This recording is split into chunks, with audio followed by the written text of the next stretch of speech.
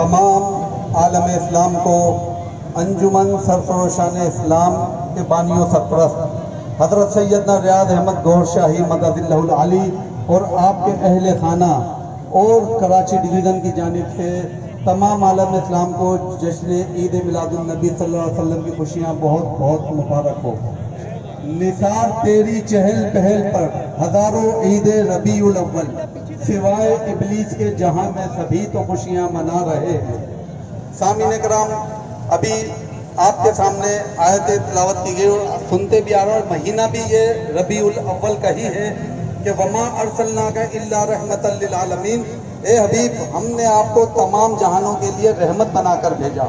और दोस्तों, जब अल्लाह ने अपने रसूल को भेजा तो उनके साथ साथ आपकी अहले बेते अतहार को भी भेजा, तो उन्होंने भी हमको दीन बताया और खिलाया। और दोस्तों, एक नुक्ता, एक पॉइंट जो आप लोगों को बताना चाहता हूं वो ये है कि आपने गौर किया कि हफ्ते के अंदर 7 दिन होते हैं।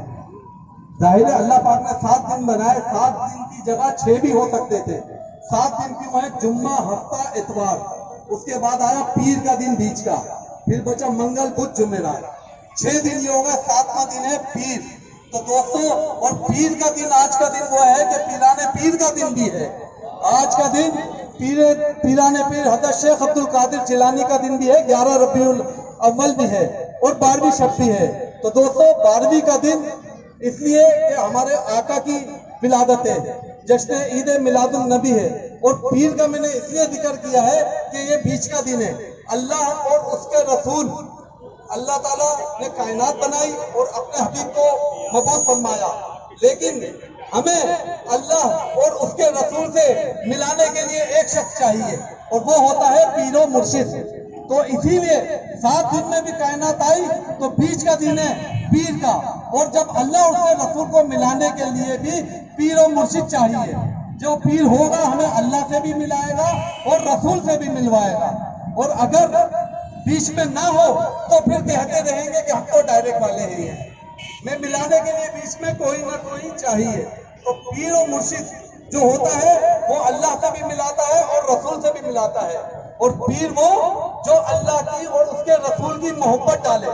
और मोहब्बत कैसे आती है? जब हमारे अंदर अल्लाह अल्लाह आएगा, जब अल्लाह और उसके हबीब की मोहब्बत इस दिल में आ जाएगी तो फिर हम ये नहीं कहेंगे कि हम जो है शिया है, सुन्नी है, वहाबी है, देवबंदी है। सिर्फ एक ही बात कहेंगे कि उम्मती है तुम्हारे या रसूल अल्लाह। तो दोस्तों, कोई फितना नहीं होगा। जब हमारे दिलों में नूर आ जाएगा तो हम ये तफर्रुके में और फिरकाबादी में नहीं पड़ेंगे। सिर्फ और सिर्फ एक ही होगा हमारे लब पे कि लब्बैक या रसूल अल्लाह, दुरूद और सलाम होंगे। और हम जो है सिर्फ और सिर्फ एक ही बात करेंगे कि उम्मती है तो आपके या रसूल अल्लाह सल्लल्लाहु अलैहि वसल्लम। तो दोस्तों, आज अंजुमन सरफरोशान इस्लाम के बानियों मुर्शिद का भी यही पैगाम है कि लोगों के दिलों में जाओ और अल्लाह अल्लाह का जिक्र दो और लोगों के दिल में अल्लाह उसके मोहब्बत उजागर करो। और ये कैसे होगी? जैसे कि नबी करीम सल्लल्लाहु अलैहि वसल्लम ने फरमाया कि मैं इल्म का शहर हूँ और अली उसका दरवाजा है। और मौला कायनात हज़रत मौला अली इल्म का दरवाजा है। तो दोस्तों, जब आपने ये जो इस दरवाजे से गुजरेगा तो वो जो है नबी की मोहब्बत में भी आ जाएगा। और यही पैगाम हजरत मौला कायनात मौला अली से लेते हुए हजरत इमाम आली मकाम, हजरत इमाम हुसैन, हजरत इमाम हसन रज़ियल्लाहु तआला अन्हु और जितने भी अहले बैत तारे वो यही पैगाम देते हुए गए हैं कि अपने दिल में अल्लाह और उसके रसूल की मोहब्बत को बसा लो।